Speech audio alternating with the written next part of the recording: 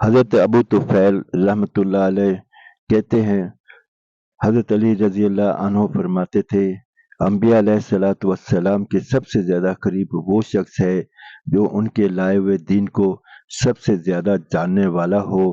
پھر سورہ آل عمران کی آیت نمبر 68 تلاوت فرمائی،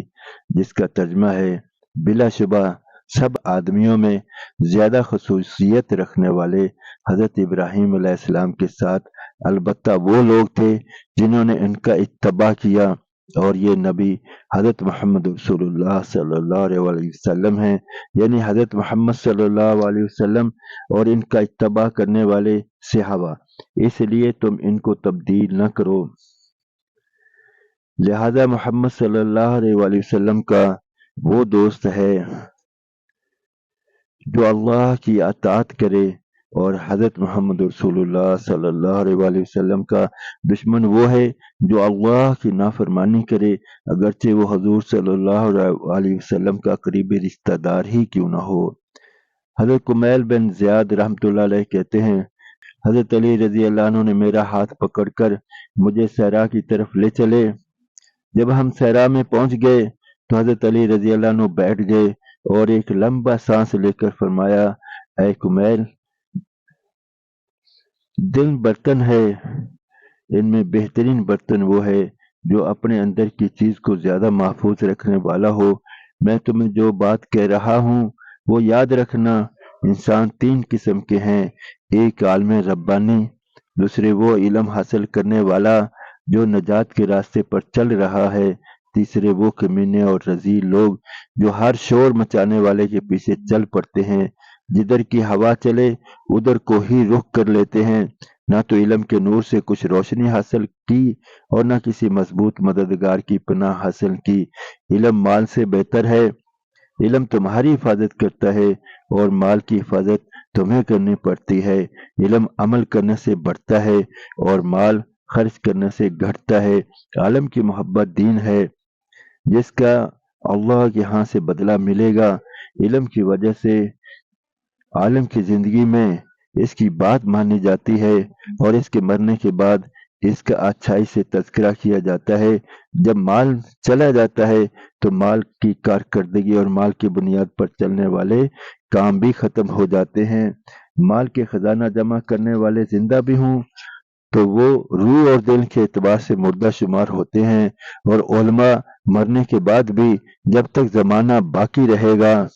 ان کا ذکر خیر ہوتا رہے گا۔ ان کے جسم دنیا سے چلے جائیں گے لیکن ان کی عظمت کے نقوش دلوں میں باقی رہیں گے۔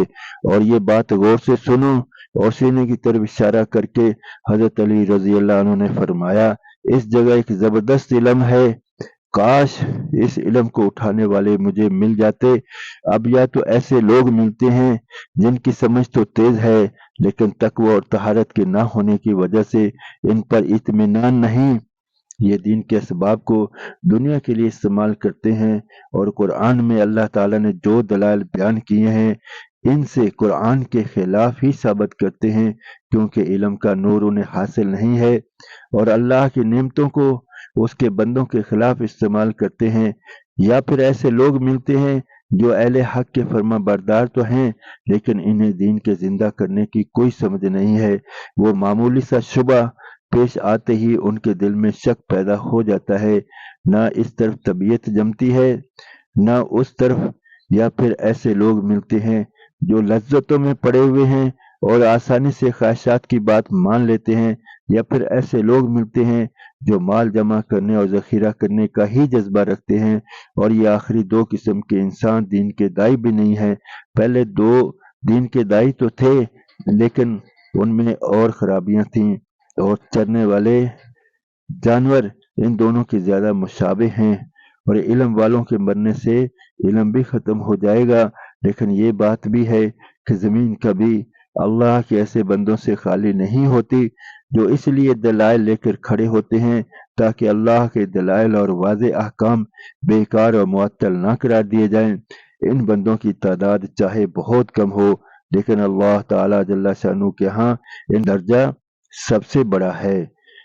اور اللہ تعالیٰ جل شانہ کی حجتوں یعنی قرآنی آیات پر جو غلط اعتراضات کیے جاتے ہیں ان کو اللہ تعالی ان بندوں کے ذریعے دور فرماتے ہیں، یہاں تک کہ وہ ان حجتوں کو اپنے جیسے بندوں تک پہنچا کر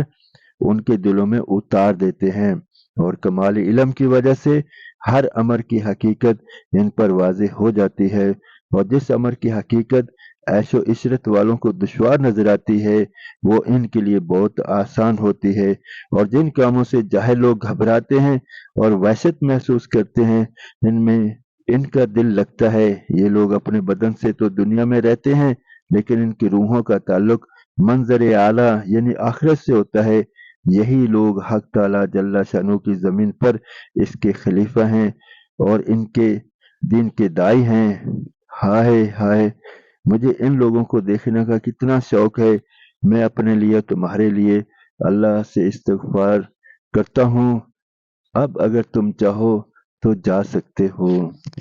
حضرت علی رضی اللہ عنہ کی فرمودات پڑھنے اور سننے کے بعد اب ہمیں اپنے گریبان میں جھانکنا ہے کہ ہم دین سیکھنے کے لیے، علم سیکھنے کے لیے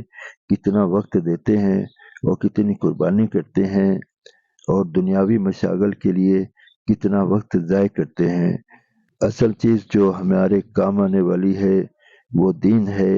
جس کی وجہ سے دنیا میں بھی سرخرو ہوں گے اور آخرت میں بھی کامیاب ہوں گے،